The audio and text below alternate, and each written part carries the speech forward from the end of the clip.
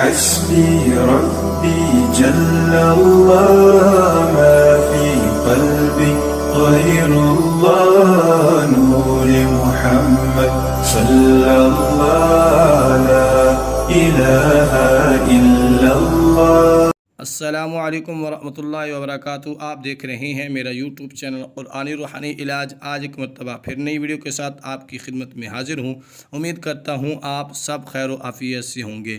دوستو، آج جو میں آپ کے لیے ویڈیو لے کے آیا ہوں وہ بہت ہی اہم اور خاص ہونے والی ہے، جس میں میں آپ کو بتاؤں گا پیشاب سے خون آنے کی وجہ اور اس کا علاج۔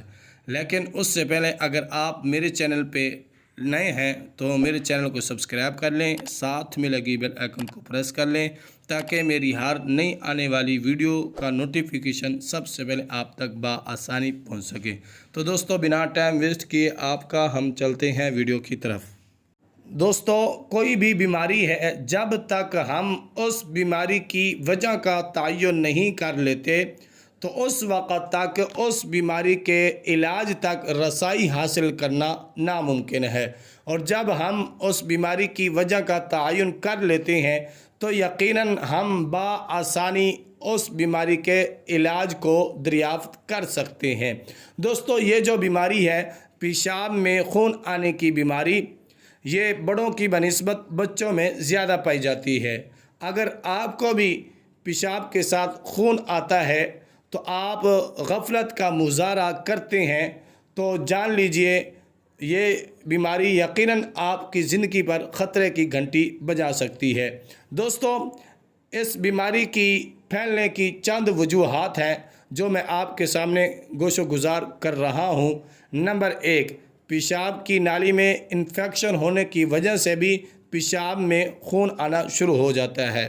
نمبر 2، گردوں میں پتھری ہونے کی وجہ سے بھی پیشاب میں خون آنا شروع ہو جاتا ہے۔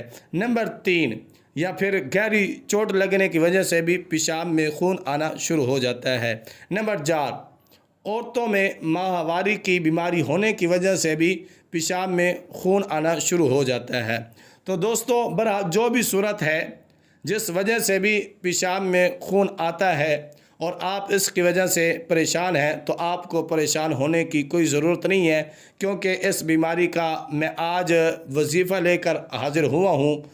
آپ پڑھیں گے تو انشاءاللہ تعالی آپ کو کسی میڈیسن، کسی گولی کی، کسی انجیکشن کی کوئی ضرورت نہیں ہوگی۔ انشاءاللہ تعالی قرآن مجید کی برکت سے آپ کی یہ بیماری جان ایسی چھوڑے گی جیسے کبھی تھی نہیں۔ تو دوستو، آپ نے یہ وظیفہ جو میں آپ کو بتا رہا ہوں اس کو غور سے سننا ہے اور اس پر آپ نے عمل کرنا ہے۔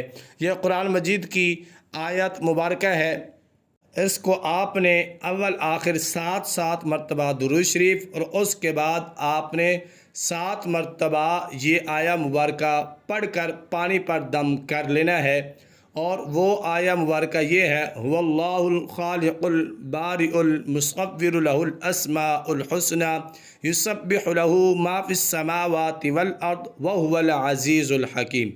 تو دوستو، یہ آیہ مبارکہ آپ نے پڑھ کر پانی پر دم کر لینا ہے، اور دن میں آپ نے 3 مرتبہ اس مریض کو پلانا ہے جس مریض کے پیشاب میں خون آتا ہے۔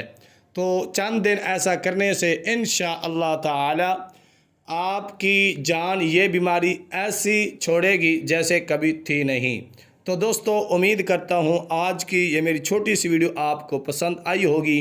اگر پسند آئی ہے تو لائک کیجئے، شیئر کیجئے، کومنٹ سیکشن میں اپنی رائے کا اظہار ضرور کیجئے گا، اور اپنا بہت سارا خیال رکھیے گا۔ پھر ملتا ہوں کسی نیکسٹ ویڈیو میں، تب تک کے لیے اللہ حافظ۔